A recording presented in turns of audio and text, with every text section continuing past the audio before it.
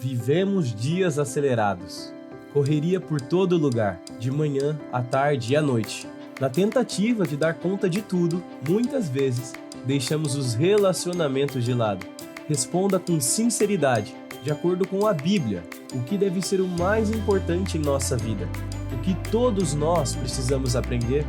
Saiba estas e outras respostas em nossa nova série de mensagens, aos domingos, às 10h20 da manhã e às 7h da noite.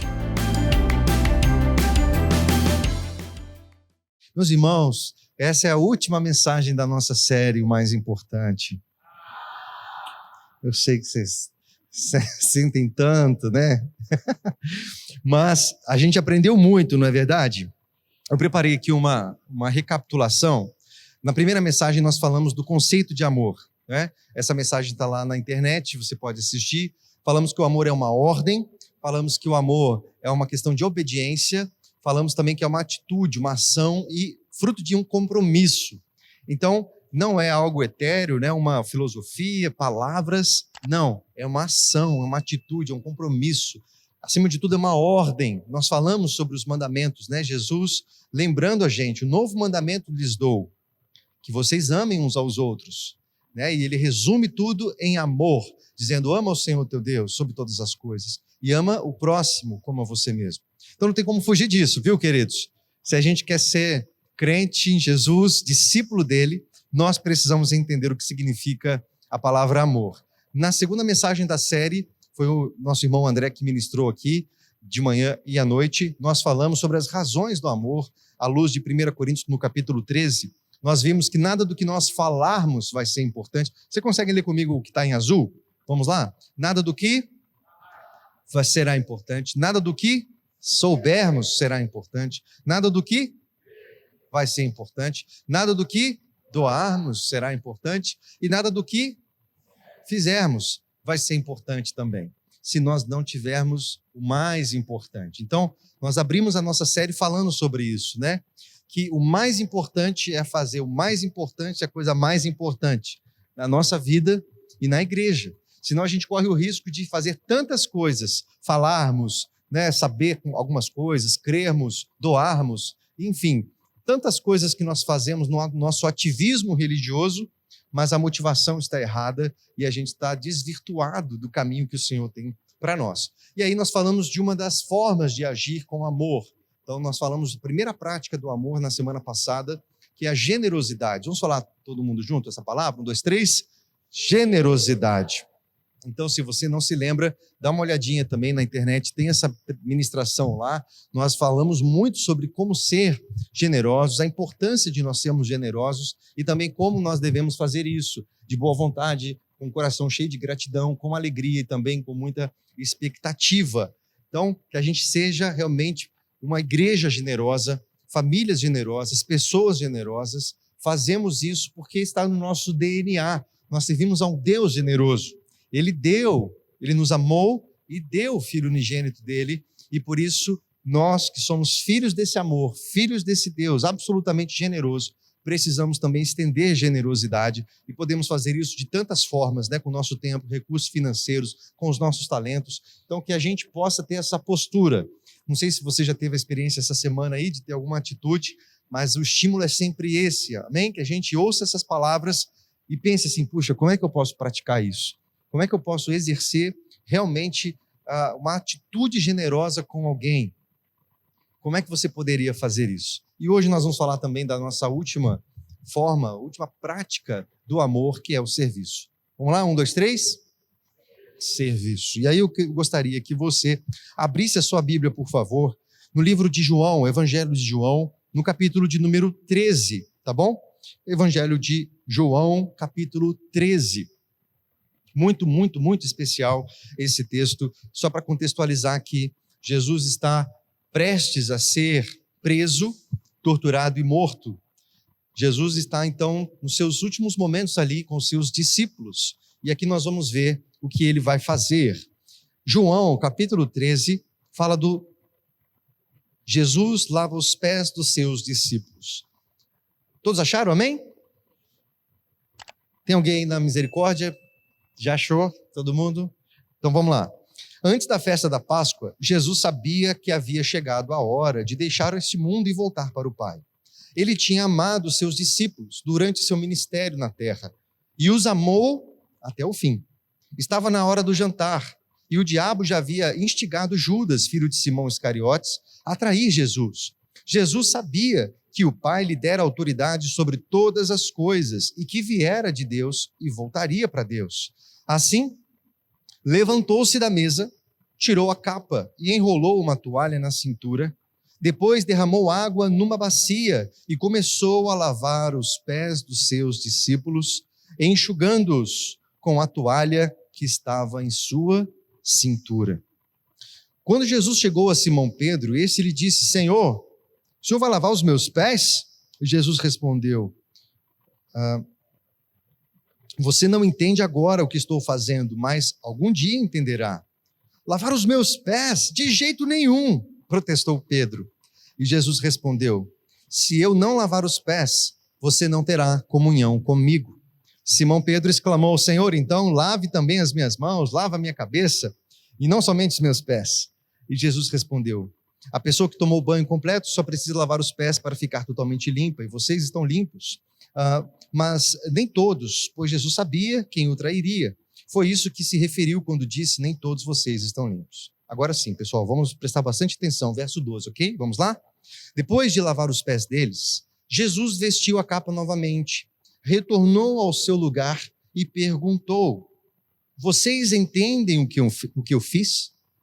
Vocês me chamam mestre e senhor, e vocês têm razão, porque eu sou. E uma vez que eu sou seu senhor e mestre, lavei os pés, vocês devem lavar os pés uns dos outros. Eu lhes dei um exemplo a ser seguido. Façam o que eu fiz a vocês. Eu lhes digo a verdade: o escravo não é maior do que o seu senhor, nem o mensageiro é maior e mais importante do que aquele que o envia. Agora que vocês sabem estas coisas, serão felizes se as praticarem. Foi uma leitura um tanto quanto extensa, né? 17 versículos, mas muito, muito especiais. E eu penso que você já conhece um pouco dessa história, talvez já viu algum filme, né? A Paixão de Cristo começa talvez ali, nessa última ceia, Jesus se reúne com seus discípulos, e vocês sabem, na época, era comum que eles lavassem os pés antes da refeição, eles se serviam no chão, numa mesa bem baixinha, e os pés ficavam ali. Então, o servo da casa, a pessoa, o escravo, a pessoa mais simples, fazia esse serviço, que era um serviço absolutamente indigno, ok? A pessoa que fazia esse serviço era já alguém à margem. Então ninguém queria fazer. O texto diz que eles chegam num cenáculo, um talvez começa a olhar para o outro, os pés sujos, de tantas andanças, né?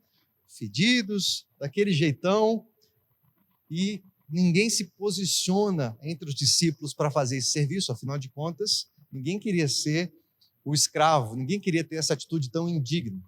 Então Jesus percebe que ninguém se posiciona, ele tira a capa, amarra uma toalha na cintura e começa a lavar os pés dos discípulos.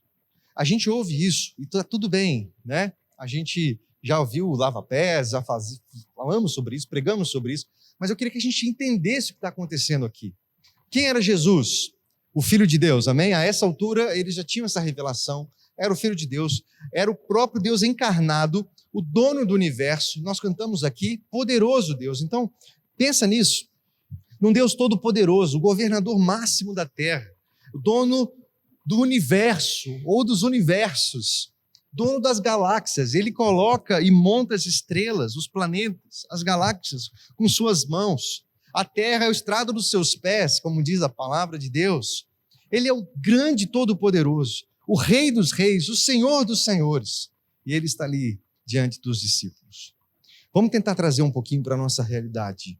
Gabi, você que é bem atualizada, me fala um ídolo seu. O Lucas nem está aqui, nem está ouvindo. Pode ser uma mulher também. Tipo, pode ser uma cantora, pode ser alguém que você, tipo, cara, se essa pessoa, se eu conhecesse... Se for o Justin Bieber, o Lucas vai ficar com... Pode falar, o Lucas não está ouvindo. E você, Beth, você tem alguém? O Antônio também nem vai vir. Quem? O Cacá. O Cacá. Quem gosta do Cacá aí? Ele é gatão e crente, né? Ele é crente, não é crente? E rico ainda, meu Deus. Mas então, beleza, Beth. Você chamou o Cacá e ele aceitou. Ele vai na sua casa, vai jantar. E você vai fazer uma arrumação especial. Vai comprar um... O que você compraria de jantar lá para o Cacá? Fazer uma lasanha topzera. A melhor possível, certo? É o Cacá. Mas aí o Cacá levanta da mesa e pede um escovão, uma água sanitária e vai lavar o vaso sanitário lá da sua casa. Como é que você se sentiria? Ele agachando lá para dar uma esfregada na privada da família solteira. Como é que você se sente? Constrangido, né? Meu Deus, que vergonha, né? Logo aí, logo no banheiro, né? É um constrangimento. Meus irmãos, é mais ou menos isso que está acontecendo aqui, guardadas as devidas proporções, né? Porque por mais top que seja o Cacá, não se compara, né? É Jesus, o Rei dos Reis, Deus encarnado. E ele começa a fazer o impensável, a lavar os pés, a fazer o serviço do escravo, do servo, do servo, do servo. E esse era o constrangimento. É por isso que Pedro fala assim, o quê? Você vai lavar meu pé? De jeito nenhum. Imagina que você vai fazer isso. Jesus repreende Pedro, vai, então lava tudo de uma vez. E aí, então, ele faz aquele serviço, ele lava os pés dos discípulos. E aí, a partir do verso 12 que nós lemos, Jesus, ele vai fazer a aplicação, e ele vai dizer, gente, eu sou o Senhor, eu sou o mestre, vocês concordam com isso, vocês estão certos nisso. Se eu sou o Senhor e o mestre, e lavei os pés de vocês, eu estou ensinando para vocês que o nosso trabalho é esse, lavar os pés uns dos outros. Olha o que ele diz, eu estou dando um exemplo para que vocês façam o que eu fiz, para que vocês façam o mesmo. Então, os últimos momentos de Jesus poderia ser servido ali, não é verdade? Fala, galera, está chegando a hora, daqui a pouco a gente vai para o Getsemane, o negócio vai ficar feio, o Judas já foi levantado, daqui a pouco eu vou ser preso, e o negócio vai ficar feio para mim, são as minhas últimas horas, dá para vocês fazerem um ofurô aí, fazerem uma massagem, vocês prepararem aí essa atenção, vocês me servem, né? Não, ele vai servir. E esse é o último ensinamento de Jesus. Então nos mostra, meus irmãos, que uma das práticas do amor é o serviço. E é interessante o texto que nós lemos aqui, lá no comecinho, no verso de número 1, diz que Jesus amou os seus discípulos durante o seu ministério na terra, e os amou até o fim. E como que ele traduziu o amor dele? Em serviço. Ele serviu os discípulos até o final, lavou os pés. E ele está dizendo, esse é o exemplo para que vocês façam também. Então a gente vai encerrar essa série falando sobre isso, meus irmãos. Que se a gente quer viver debaixo desse amor, nós precisamos estar dispostos a servir. E servir é uma coisa, e ter um coração servo é outra completamente diferente, não é verdade? Então a gente não deve apenas servir ou parecer um servo. Nós devemos ser servos. Porque tantas vezes nós servimos, mas se alguém não vê o que a gente fez, a gente fica bravo, sim ou não? Se alguém não me elogiou, se alguém não lembrou do que eu fiz, se alguém não ressaltou aquilo que eu me sacrifiquei para fazer, eu não vejo mais sentido, eu perdi minha motivação. Então, não só entender o que é serviço, mas que Deus nos dê um coração servo, um coração disponível para servir em qualquer situação. Os pés de quem nós precisamos lavar? Jesus olha para aquela circunstância e vê uma necessidade, alguém precisa fazer esse serviço. E tantas vezes a gente vê na igreja, na família, no bairro, no trabalho, necessidades. E a gente fica olhando, quem vai fazer esse trabalho? Quem vai ajudar essa pessoa? Quem vai servir essa outra pessoa? A gente fica procurando alguém. E Jesus está dizendo, nós somos chamados para fazer esse serviço. Nós somos chamados para fazer aquilo que outros não querem fazer. E isso é ser um discípulo, é amar. É por isso que ele resume tudo nessa pequena palavra que a gente tem tanta dificuldade, meus irmãos. de entender porque ela de fato é um contrassenso para nós, né? Para nossas motivações, para nossa carnalidade egoísta, que quer ser servida o tempo inteiro.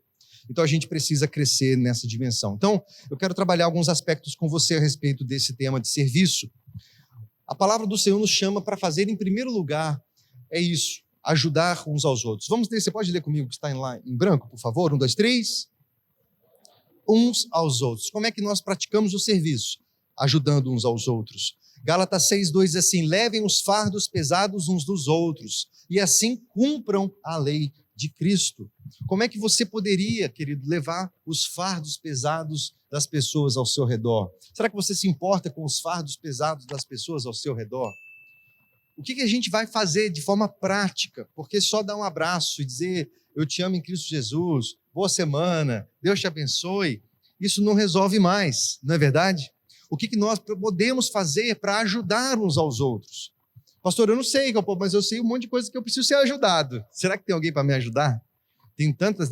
A gente vai olhar para nós, mas o Evangelho nos força a olhar para fora, a olhar para o outro, a olhar para as necessidades das pessoas ao nosso redor.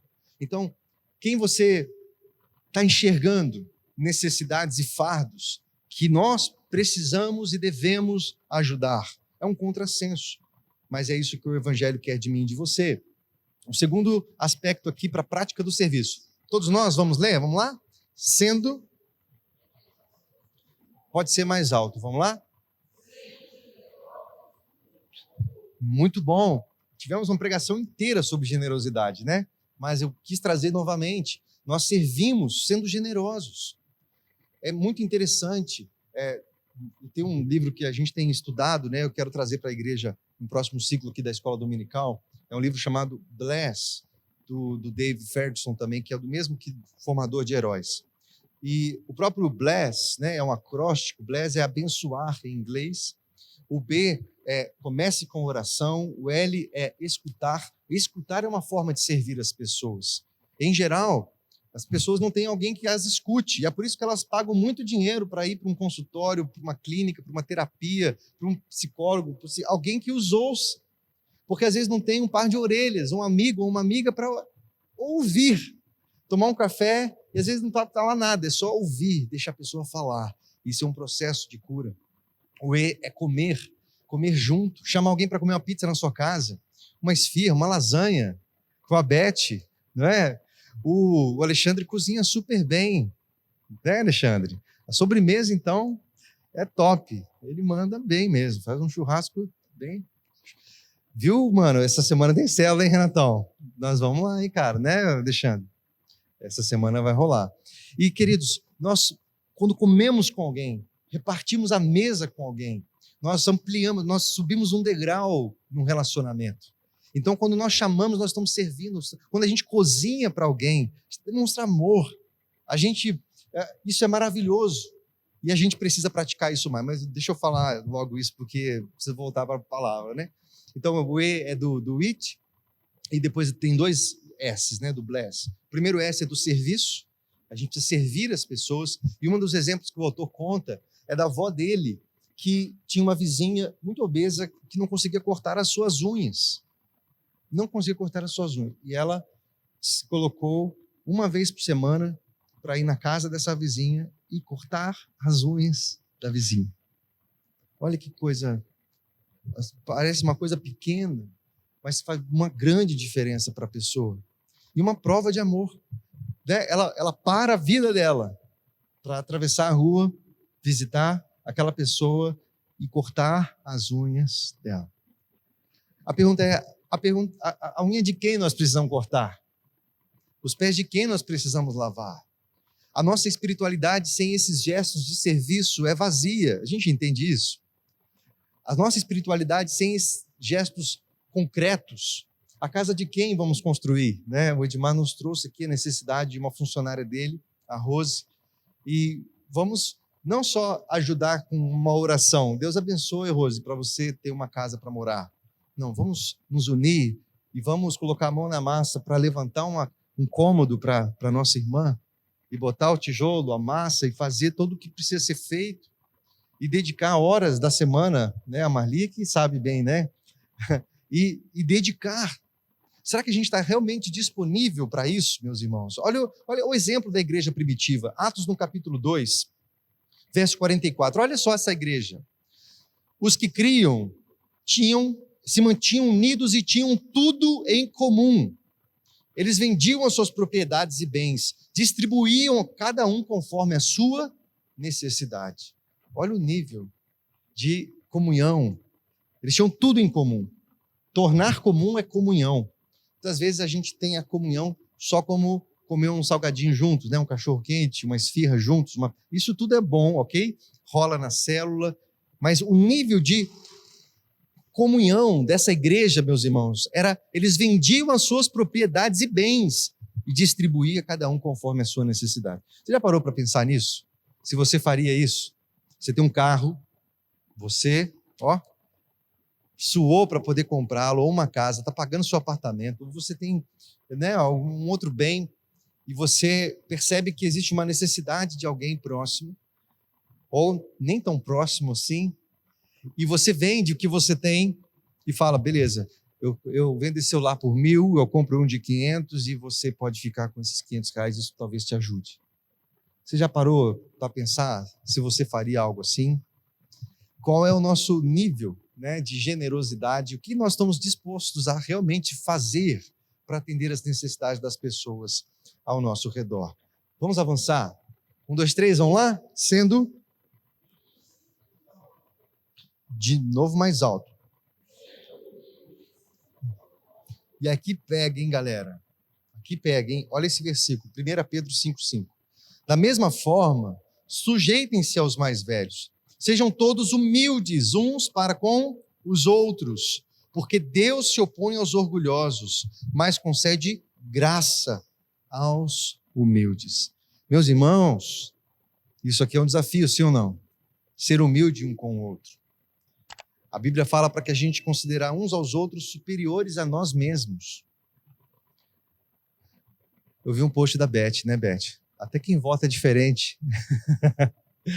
Não é, meus irmãos? A gente vive um tempo difícil nesse sentido, não é verdade? Onde a gente não consegue tolerar quem vota diferente ou pensa diferente. E não é que a gente discorda, a gente quer matar o outro. Como é que você pode fazer uma coisa dessa? Pode abrir a sua cabeça para você pensar direito? E, meus irmãos, a gente está vendo uma loucura, né, nesse tempo que a gente está vivendo, o que não tem nada a ver com o Evangelho, o que não tem nada parecido com aquilo que a Bíblia nos manda. Ele está dizendo, seja humilde, considere uns aos outros, abençoe uns aos outros. Naquilo que é essencial, se una. Naquilo que não é essencial, viva a diversidade. Mas em tudo, que sobressaia o amor. E é isso que vai nos diferenciar. Não são nossas convicções que a gente quer enfiar a goela abaixo, né, na cabeça de alguém, na goela de alguém. E se essa pessoa não entender, que seja anátema, né? Seja amaldiçoada, como é que pode? Vai para a Venezuela, vai para outro lugar. E por aí vai. Não é? A gente não tolera. E, meus irmãos, é uma prática da igreja sinalizar uma via da tolerância, do amor, do respeito, da humildade. E eu não estou dizendo que é fácil, não, mas eu estou dizendo que é o que a Bíblia nos propõe, e não tem outro caminho. Que Ele nos ajude, amém? Quem precisa de ajuda aí? Que o Senhor nos ajude.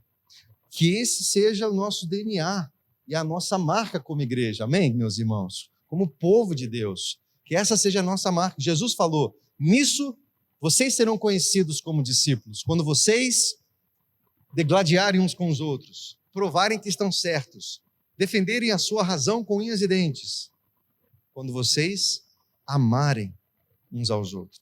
Jesus conta uma parábola sobre o bom samaritano, não é? E alguém está ali espancado, ele é roubado, está à beira do caminho, vem o sacerdote e passa de largo, vem a religião. Vem o levita, aquele que está servindo no templo, e passa lá. E vem o inimigo, vem o samaritano. O inimigo acolhe aquele judeu, leva para uma hospedagem, paga o preço necessário, se sacrifica, põe a vida em risco para poder ajudar. E Jesus pergunta, quem foi o próximo? E aí eles respondem, exatamente esse samaritano. O que Jesus fala? Agora vocês entenderam. Vão e façam o mesmo. Então, a gente complica as coisas, mas o que Jesus está apontando o tempo inteiro é esse caminho. Não é um caminho de religião, de doutrina, não é de dogmas, mas um caminho mais elevado do amor. Por isso nós falamos, não é, queridos? Que nada do que fizermos vai ser importante, nada do que falarmos vai ser importante. A gente pode cantar bem, pode pregar bem, a gente pode doar, a gente pode fazer tantas coisas, mas se não formos movidos, se as pessoas não entenderem que nós a amamos, você vai chamar para ir para a igreja, ela não quer, você vai chamar para ir para a célula, ela não vai querer também. Meus irmãos, primeiro a gente ora por elas, depois a gente vai ouvi-las, ver a história delas, as necessidades delas, vai comer com elas, se reúne com elas, ouve as histórias, serve essa pessoa, abençoe essa pessoa. Depois você conta a sua história de salvação, e aí a pessoa vai te ouvir, e ela vai dar crédito para aquilo que você está falando. Porque uma coisa que tem acontecido hoje é o descrédito dos evangélicos. E quando, às vezes, eu chego em alguns lugares e tenho que... Qual a sua profissão? Às vezes, será que eu falo que eu sou jornalista? Não é mentira, né? Beleza, mas aí eu omito essa parte do pastor, porque não fecho algumas portas, né? Porque, meus irmãos, o negócio está complicado para o nosso lado, né? A última coisa que eles pensam a nosso respeito é generosidade, serviço e amor, infelizmente. Então, vamos avançar. Quarto aspecto aqui, let's go! Muito bem. Nós também servimos quando nós usamos os nossos talentos. 1 Pedro 4,10 diz assim: cada um exerça o dom que recebeu para servir os outros, administrando fielmente a graça de Deus em suas múltiplas formas. E aí eu não vou ler o 11, mas vamos ficar só aqui. Cada um exerça o dom que recebeu para servir os outros. Que maravilha, nós somos corpo, amém? Cristo é o cabeça, nós pertencemos a esse corpo. Quando esse corpo está ajustado, quando esse corpo está servindo, cada pessoa fazendo o que é devido, o corpo anda, o corpo avança, o corpo de Cristo cresce, as pessoas são beneficiadas, a comunidade é alcançada, os orfanatos recebem apoio, casas de recuperação, dependentes químicos, tantas necessidades do bairro, pessoas, né, em codependência.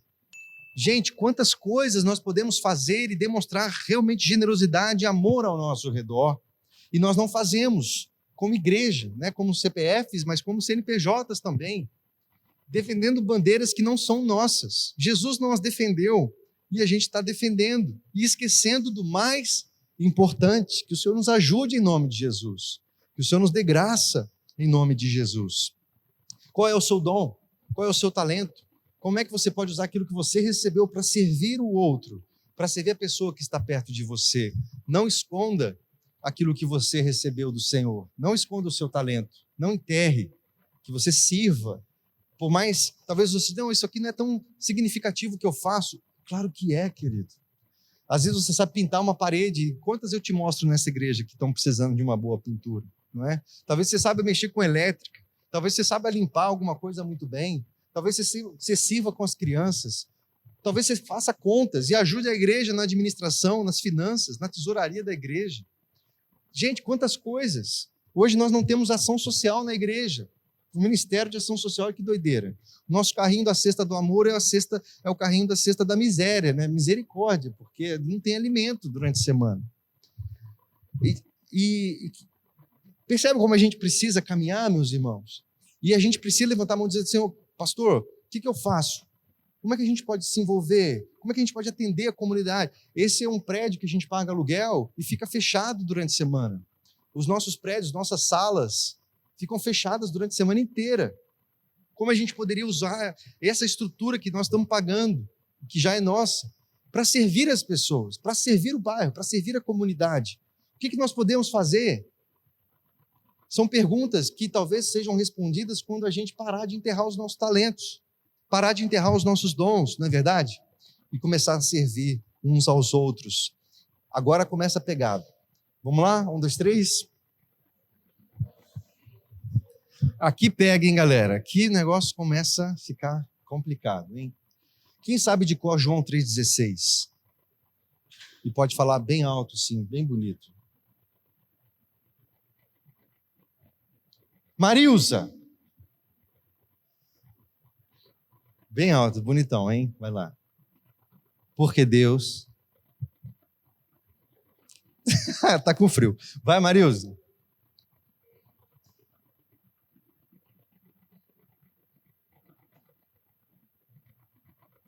Palmas para Marilza. Ela é top.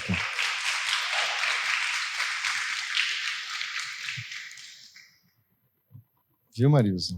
É amor. João 3,16 fala do amor de Deus, que se sacrificou, né? Deu o filho dele para morrer, para se sacrificar. Agora, meus irmãos, vamos para 1 João 3,16, ok? 1 João 3,16. Você pode abrir comigo, por gentileza? Lá no finalzinho da Bíblia, antes de Apocalipse, antes de Judas, tem as 3 epístolas ali de João. Primeira epístola de João 3,16. E aí, segura que agora vem. 1 João 3,16 diz assim: nisso conhecemos o que é o amor. Cristo deu a sua vida por nós, e nós devemos dar a nossa vida por nossos irmãos. Eita! João 3,16 é maravilhoso, mas a gente podia decorar também o 1 João 3,16, não é verdade? Vamos decorar o 1 João 3,16? Nisso conhecemos o que é o amor. Cristo deu a sua vida por nós, e nós devemos dar a nossa vida pelos nossos irmãos. Ajuda, Senhor. A gente lembra do cálice, né? Eu estava no Pacaembu agora há pouco, e estava com o cálice na mão ali, e aquele cálice, o suco, nos remete ao sangue. O sangue remete a sacrifício, a tortura, a dor, cravos nas mãos, dos pés. Alguém que foi exposto nu numa cruz, injustamente, cuspido, espancado, torturado, sangue derramado, carne partida, moída. Algo foi feito, querido. Foi feito algo, sacrifício no altar. Sangue pingando, derramado. E agora ele está dizendo, Cristo morreu por nós. E nós devemos também morrer em prol dos nossos irmãos. Gente, isso aqui é só pela graça de Jesus. Porque quais são as minhas metas? Trocar de carro? Comprar um celular novo? Comprar uma roupa melhor? Quais são as minhas metas? Quais são as suas metas? Quanto do seu sangue está sendo derramado? E com isso eu não estou dizendo que ele quer sacrifícios, ok? Ele quer um coração quebrantado. Agora, um coração quebrantado, ele vai entender que o serviço envolve sacrifício, que o amor envolve serviço, que o amor envolve compromisso. E tudo isso fala de sacrifício, meus irmãos. Cristo deu a sua vida por nós, e nós devemos dar a nossa vida pelos nossos irmãos. Só que tantos de nós nos negamos, às vezes, de abrir a nossa casa. Não vou abrir minha casa durante o dia, eu não vou abrir uma célula. Não vou participar porque eu tenho tantas coisas. Eu não vou convidar alguém, eu não vou oferecer carona. Eu não vou nem mandar o link para ninguém. Porque a gente está olhando para nós, para as nossas necessidades. Mas quando a gente entender, a gente não vai achar tão difícil. Talvez abrir uma célula, liderar uma célula, abrir a casa, convidar amigos, familiares, vizinhos e falar desse amor para as pessoas. E não é difícil, é compartilhar a fé. Ser amigo, comer junto, partilhar um lanche e estar junto na caminhada. E perceber que a gente não tem para onde ir, meus irmãos, a não ser arregaçar as mangas e dizer, Senhor, eu quero servir, eu quero fazer algo. O Senhor fez algo por mim. E por último, vamos lá para a gente finalizar, todos nós, cooperando uns com os outros. 1 Coríntios 3,9 vai falar, nós somos lavouras de Deus, edifício de Deus. Tanto edifício quanto uma lavoura fala de trabalho, de alguém que na agricultura vai plantar, vai cuidar da terra, ou de um edifício, vai cuidar da fundação, tem alguém que leva o tijolo, tem alguém que faz o cimento, tem alguém que carrega isso, faz aquilo, e as pessoas juntas fazem algo que cresce e multiplica.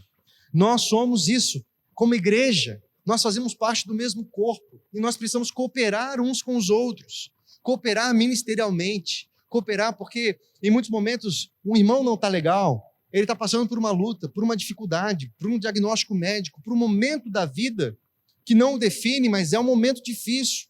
E outros irmãos vão lá e suprem, e cooperam, e ajudam, e vice-versa. E a gente precisa estimular uns aos outros, cooperar uns com os outros. né? Muitas vezes confrontar uns aos outros, mas acima de tudo amar uns aos outros e impulsionar para a vida ministerial. Não fica pelo caminho. Vamos continuar. Vai dar certo. Isso vai passar. Isso não te define. É uma fase da vida. Mas precisamos seguir firmes. Você tem um talento tão bonito. Eu vejo em você algo maravilhoso que Deus vai fazer nessa geração. Você tem talento, você pode, vamos lá, não desista, continue. E a gente coopera uns com os outros e cresce uns com os outros. Amém? Nós somos parte desse corpo. E se a gente não entender que estamos a serviço do Rei, a serviço do reino, nós vamos ficar querendo nos preservar. E queremos, tantas vezes, não enxergar quem nós somos no corpo. E tem gente que acha que é verruga, né? Uma verruga no corpo, que não serve para nada, só para... Não, você é um membro desse corpo. Você tem uma função nesse corpo. Deixa Deus te usar, amém? Fala aí para quem, pro seu vizinho aí. Deixa Deus te usar, meu irmão, em nome de Jesus. Vamos servir. Fala para sua mãe lá, ó. Deixa Deus te usar. Vamos servir a Deus. Nós temos algo a fazer. E assim, nós finalizamos essa série de mensagens. Falamos sobre o conceito do amor, falamos sobre as razões do amor e falamos sobre duas práticas do amor, generosidade e serviço. Que a gente não fuja disso. Amém? Vamos ficar em pé, meus queridos irmãos. E tem uma música tão linda que nós vamos cantar agora. Nós cantamos hoje cedo e foi muito legal. É uma música que é uma oração de compromisso com o irmão. Então a gente vai cantar sobre isso, né? A gente vai dizer: não quero viver para mim mesmo, eu quero servir e o amar, irmão, compartilhar e dividir tudo que tenho com você. Você está preparado para cantar essa parte da música? O meu amor, meu coração, meu lar e até o pão. O amor é maior e em Jesus. Eu e você somos um. Eu quero ser uma bênção para você, em compromisso e dedicação. O amor é dom de Deus. Para sempre vou dizer, em Jesus, eu amo você. Então a gente vai cantar uma vez, se você não conhece. Eles vão desligar meu microfone para eu não cantar igual hoje cedo. Eles não suportaram minha melodia, que estava diferente da Bia. E depois a gente vai compartilhar aqui entre nós, amém? E cantar essa música olhando para o outro, abraçando o outro e profetizando que a gente está junto nessa. Vamos lá? Vamos cantar.